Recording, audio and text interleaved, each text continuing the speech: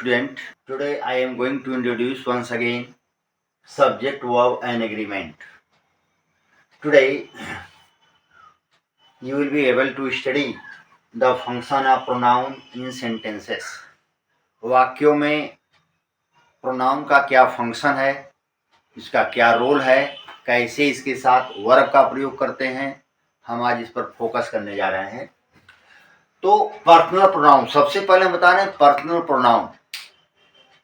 Personal pronoun के अंतर्गत जो पर्सन होता है फर्स्ट, सेकेंड और थर्ड, तीन पर्सन होते हैं। ये होता है फर्स्ट पर्सन, सेकेंड पर्सन और थर्ड पर्सन। ये तीन पर्सन होते हैं जो पर्सनल प्रोनाउन के अंतर्गत आते हैं। ये तीन पर्सन होते हैं, ये पर्सनल प्रोनाउन होते हैं, जिसमें फर्स्ट पर्सन के अंतर्गत आता है आई और वी, सेकेंड के अंतर्गत आता है यू और रिमेनिंग ऑल शेष सब ये सब थर्ड पर्सन के अंतर्गत आते हैं। आई या वी फर्स्ट पर्सन, जिसमें आई सिंगुलर नंबर का माना जाता है, वी जो है प्लूरल नंबर के रूप में होता है। आई प्रेजेंट कंटिन्यूअस और पास्ट कंटिन्यूअस में सिंगुलर और सब में प्लूरल माना जाता है, लेकिन वास्तव में आई सिंगुलर नंबर ही सब्जेक्ट है।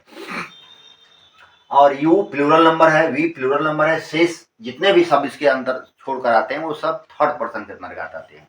तो इसका सीक्वेंस जो होता है सेंटेंस में कैसे बनाया जाता है, कैसे बनाते हैं। मान लीजिए कि अगर ये सब्जेक्ट सेंटेंस में अलग अलग आता है, जैसे पर्सन के रूप में फर्स्ट पर्सन का आ गया, सेकेंड या थर्ड पर्सन का आ गया, अलग अलग रूप में आता है अलग सेंटेंस में, तब तो इसको हम समझ लेते हैं कि कैसे बनाना है। आई के साथ किसका प्रयोग करना है, यू के साथ क्या प्रयोग करना है, वर्ब, और थर्ड पर्सन के साथ सिंगुलर प्लूरल तो उसके साथ क्या प्रयोग करेंगे। लेकिन सपोज दैट, मान लीजिए कि अगर एक सेंटेंस में तीनों प्रकार के सब पर्सन आ गए, मतलब फर्स्ट, सेकेंड, थर्ड, तीनों पर्सन अगर सेंटेंस में आ जाते हैं, तो इसका सेटिंग सीक्वेंस होता है। पहले हम सेकेंड पर्सन लिखते हैं, इसके बाद हम थर्ड पर्सन लिखते हैं, इसके बाद हम फर्स्ट पर्सन लिखते हैं। यानी कहने का मतलब ये है कि पहले हम सेकेंड, यानी ये कह लीजिए पहले हम सेकेंड पर्सन लिखते हैं, इसके बाद हम थर्ड पर्सन लिखते हैं, इसके बाद हम फर्स्ट पर्सन लिखते हैं। यानी सीक्वेंस हो गया 2, 3, 1, यानी 231 का सीक्वेंस होता है। ऐसे हम बनाते हैं।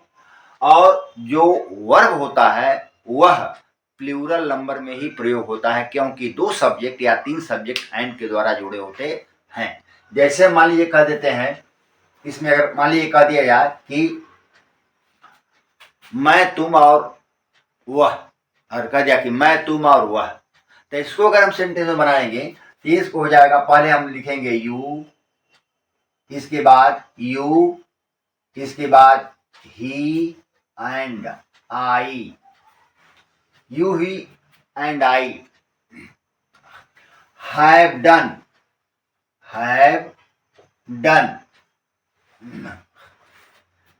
you, he and I have done। अब देखिए इसमें पोसेसिव केस का जो प्रयोग होता है, जो पोजीशन बताता है, तो पोजेसिव केस का जब इसमें हम प्रयोग करते हैं, तो अगर मान लीजिए कह दिया जाए कि you, he and I have done, अब योर वर्क कि हिज वर्क कि माई वर्क, अब इसमें प्रश्न उठता है कि हम कौन सा पोजीशन लगाएं, कौन सा पोजेसिव केस लगाएं। तो ये ध्यान रहे कि जब कभी भी या एक सेंटेंस में कभी भी अगर तीनों पर्सन के सब्जेक्ट आ जाते हैं, तो उसमें हम हमेशा आवर का ही प्रयोग करेंगे। किसका? आवर वर्क, आवर वर्क हो गया। You, he and I have done our work, not your, not his, not my, our का प्रयोग करेंगे, क्योंकि फर्स्ट पर्सन का सब्जेक्ट इसमें आया हुआ है।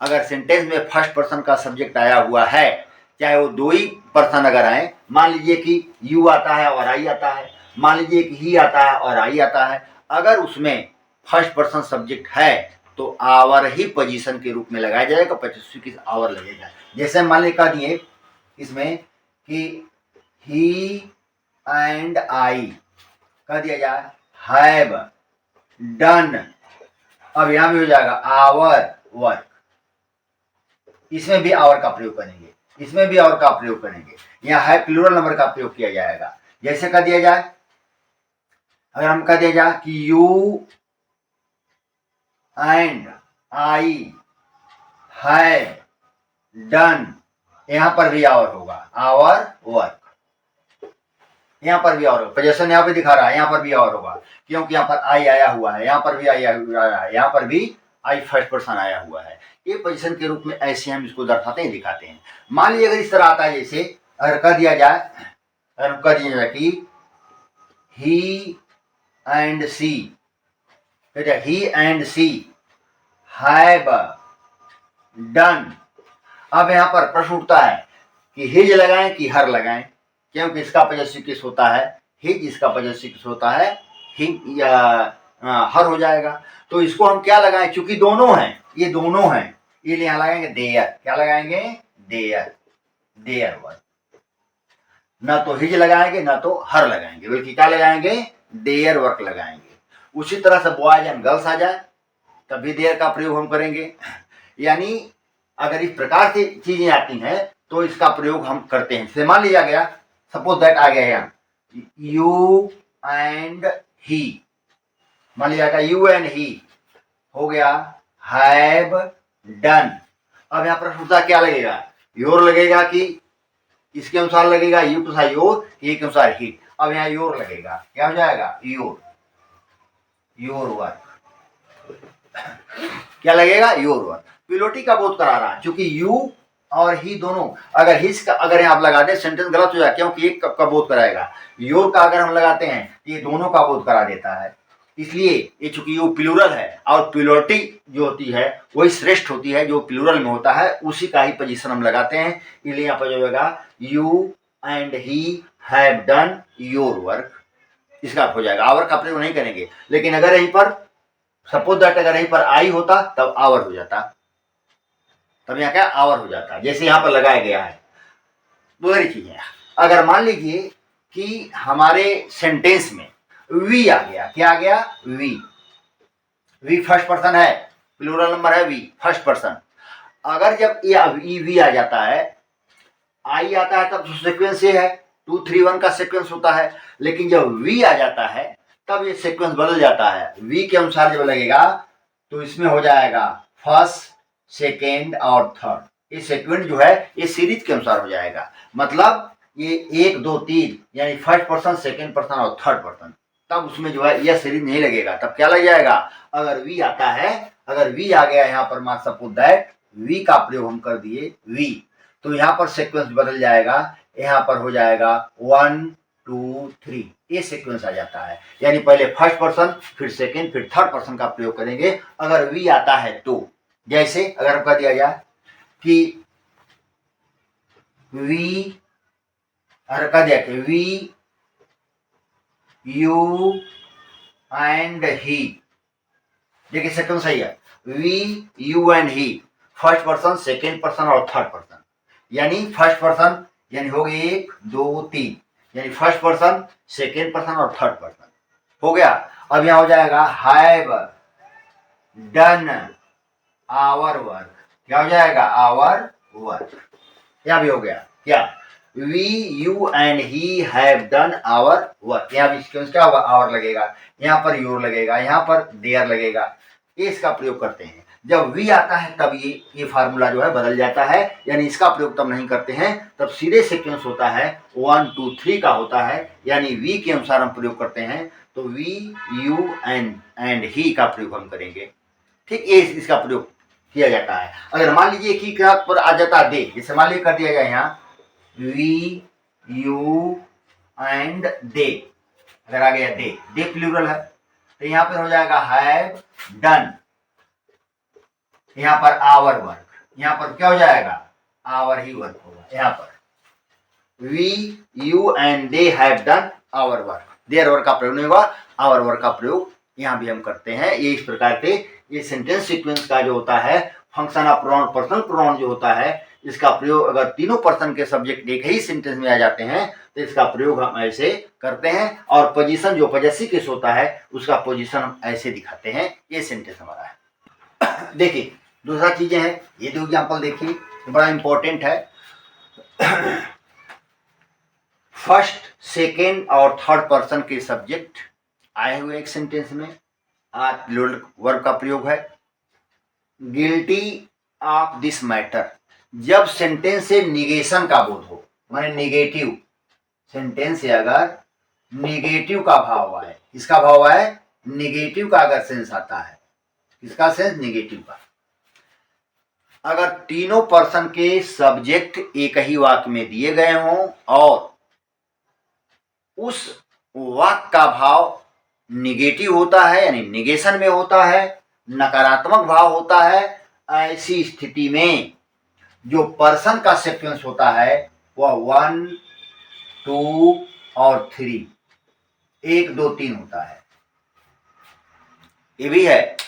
अगर वी आएगा सब्जेक्ट या पहले, मान लीजिए कि तीनों पर्सन सब्जेक्ट हैं, लेकिन उसमें फर्स्ट पर्सन में वी आता है, तभी सीक्वेंस 1, 2, 3 होता है। और यदि वाक्य में जो वाक्य का भाव है, अगर वह निगेशन का भाव दे रहा है, नहीं निगेटिव सेंस दे रहा है, नकारात्मक भाव दे रहा है, तब भी वह सीक्वेंस 1, 2, 3 के रूप में ही होगा। जैसे हमने लिखा है, I, you and he are guilty of this matter, इस मामले में दोषी हैं, यह सेंटेंस निगेटिव का भाव दे रहा है। इसका भाव निगेटिव का सेंस दे रहा है कि I, you and he are guilty of this. अभी तो एग्रीमेंट है, सब्जेक्ट एग्रीमेंट हो गया, आर का प्रयोग करेंगे क्योंकि तीनों पर्सन सब्जेक्ट आए हुए हैं, आई भी है, यू भी है, ही भी है, आर ही होगा यहाँ पर, इसके अनुसार नहीं होगा। ये तीनों का भाव के रूप में हम रखते हैं इसको। आर गिल्टी, अपराधी, निगेटिव सेंस दे रहा है, ये गिल्टी जो है निगेटिव सेंस दे रहा है, इसलिए ये सीक्वेंस जो है 1, 2, 3 के रूप में होगा, 1, 2 और 3 के रूप में होगा। अब इसको बदल नहीं सकते, ये नहीं पहले यू लिखिए फिर ही लिखिए फिर आई लिखिए, सेंटेंस गलत हो जाएगा अगर निगेटिव बोझ देता है तो। जैसे है आई यू, ये फर्स्ट और सेकेंड आ गया, ये फर्स्ट हो गया, ये सेकेंड हो गया, फर्स्ट सेकेंड तीनों आ गए, दोनों पर्सन सब्जेक्ट आ गए, फर्स्ट और सेकेंड, ठीक। थर्ड पर्सन में नहीं है, हैव का प्रयोग किया गया है, हैव का प्रयोग होगा ही, दो सब्जेक्ट यू भी है और आई भी है। यहाँ मेड अ मिस्टेक, गलती, गलती करना भी नेगेटिव सेंस है, ये नेगेटिव भाव दे रहा है, तो I and you have made a mistake, मैंने और तुमने एक गलती की है, ये निगेटिव भाव देता है। यहां पर भी जब निगेटिव भाव दे, जब भी ये निगेटिव भाव देता है तो इसका सीरीज जो है 1, 2, 3 के रूप में ही रखा जाता है, ये 1, 2, 3 के रूप में रखा जाएगा। तब इसमें सीक्वेंस के रूप में हम अगर इस तरह रख दें 2, 3, 1 रख दें तो ये हमारा गलत होगा, ये क्या होगा, ये गलत होगा। हम इसको इसी रूप में रखेंगे अगर निगेशन का एसेंस देता है तो, और अगर वी आता है तब भी हम 1, 2, 3 के श्रेणी में ही रखते हैं। हाँ देखिए एक चीज और है, इट का प्रयोग किया गया है, न्यूट्रल जेंडर सब्जेक्ट के रूप में प्रयोग किया गया है। इट इज मी या आई, हु के बाद क्या लिखें, हम वर्ब के रूप में क्या लिखें, देखिए इट इज मी होगा कि इट इज आई होगा। इट इज या इट वाज के बाद जो पर्सनल प्रोनाउन होता है वह हमेशा सब्जेक्टिव केस में होता है। किस केस में, सब्जेक्टिव केस में रखा जाता है। हाँ आज वर्तमान में मॉडर्न एज में इट इज मी, लेकिन बोलचाल की भाषा में इट इज मी का प्रयोग हम करते हैं, लेकिन सिर्फ बोलचाल की भाषा में, ग्रामेटिकल यह गलत है। और कंपटीशन में इट इज मी जो है वह गलत होगा, वह सही नहीं होगा, इट इज आई का प्रयोग होगा। और इसी के अनुसार यहाँ पर वर्ब का प्रयोग करेंगे, एम का प्रयोग इसके अनुसार करेंगे, it is I who am, क्योंकि इसके अनुसार प्रयोग होगा, इसके अनुसार प्रयोग नहीं होगा और ये जो है गलत है। और यहाँ होगा it is I who am teaching them, क्या होगा, हु एम टीचिंग देम। जैसे कहते हैं इट वाज शी, कहते हैं हर, हु इज टीचिंग मी। देखिए सेंटेंस, अब इट वाज शी या हर, ये हर गलत है, ये नहीं होगा, ये सही है, क्योंकि यह पर्सनल प्रोनाउन के में नहीं हो, नॉमिनेटिव केस में होगा, सब्जेक्टिव केस में होगा, ऑब्जेक्टिव केस में इसको प्रयोग नहीं करते हैं। It was she who, sorry who was, क्या हो जाएगा, हु वाज, यहाँ क्या हो जाएगा, इट वाज शी, क्योंकि यहाँ पर वाज का प्रयोग किया गया है, शी के अनुसार यहाँ पर प्रयोग होगा हु आज, क्योंकि हु जो है वो शी का रिलेटिव प्रोनाउन के रूप में प्रयोग किया गया है, शी के लिए हु आया है, इसलिए यहाँ शी के अनुसार ही यहाँ पर वर्ब का प्रयोग करेंगे। हेल्पिंग वर्ब हो चाहे मेन वर्ब हो, इसका प्रयोग किया जाएगा। इसलिए यहाँ पर शी के अनुसार वाज का प्रयोग है, तो it was she who was teaching me, ये प्रयोग इस तरह होता है। ये भी परीक्षा में, ये कंपटीशन में ऐसे सेंटेंस पूछे जाते हैं, ये भी पूछता है। देखिए लेट, लेट के बाद जब भी प्रोनाउन आता है वह ऑब्जेक्टिव केस में होता है। किस केस में? ऑब्जेक्टिव केस में। ये ऑब्जेक्टिव केस में होगा। जब भी लेट के बाद पर्सनल प्रोनाउन जब भी आएगा तो वह ऑब्जेक्टिव केस में होगा। लेट आई नहीं कर सकते, let me.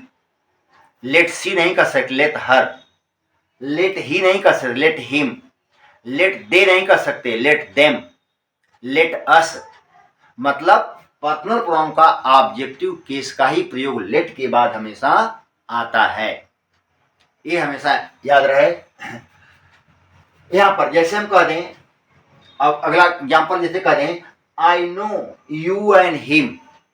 I know you and him. देखिए ये सब्जेक्ट हमारा है, यहां पर हमारा मेन वर्ब है नो, प्रेजेंट इंडेफिनिट का वाक्य है। I know you and him, मैं तुमको और उसको जानता हूं, ये सेंटेंस है। अगर यहां पर हम यू को पर्सनल प्रोनाउन के रूप में, ये पर्सनल प्रोनाउन तो है ही है, अगर इसको हम सब्जेक्टिव केस में प्रयोग कर दें और हिम को भी सब्जेक्टिव केस में प्रयोग कर दें तो सेंटेंस हमारा गलत हो जाएगा। इसके बाद ऑब्जेक्टिव केस ही आएगा। जब कभी भी सब्जेक्ट हो, यानी एक क्लास के रूप में, ये क्लास हो गया I know. I know subject और वर्ब है, मेन वर्ब है, और इसके बाद जब भी ये ऑब्जेक्ट आएगा वह हमेशा ऑब्जेक्टिव केस में ही होता है, क्योंकि इसका ऑब्जेक्ट है तो ये ऑब्जेक्टिव केस में ही होगा, कभी नॉमिनेटिव केस में नहीं होगा। जैसे है it is for her and me. It is for her and me, जैसे हमने लिखा था ये सेंटेंस, इट इज मी लिखा था, इट इज मी, और आई दोनों लिखा था। जिसे मैंने कहा ये गलत है, ये सही है, ये सही है। इट इज मी, यह चूंकि it is me, it is I, मैं हूं, अपने के लिए करा मैं हूं, मी का प्रयोग नहीं होगा। लेकिन यहां पर इट इज फॉर प्रीपोजिशन का प्रयोग किया गया है। इट इज फॉर, अगर कहते हैं it is for she and I तो सेंटेंस गलत हो जाएगा। It is for her and me, क्योंकि ऑब्जेक्टिव केस में रूप में प्रयोग किया जाएगा। किस रूप में? ऑब्जेक्टिव केस के रूप में प्रयोग किया जाएगा कि यह मेरे और तुम्हारे लिए है। इसलिए इट इज के बाद अगर प्रीपोजिशन आया है तो इसमें प्रयोग जो है ऑब्जेक्टिव केस का हम करेंगे, कभी भी नॉमिनेटिव केस का प्रयोग नहीं किया जाएगा। जब इस तरह सेंटेंस आ जाएगा तो इसमें हम नॉमिनेटिव केस का प्रयोग करते हैं, ऑब्जेक्टिव केस का प्रयोग हम इसमें नहीं करते हैं। ये इसकी विशेषता होती है।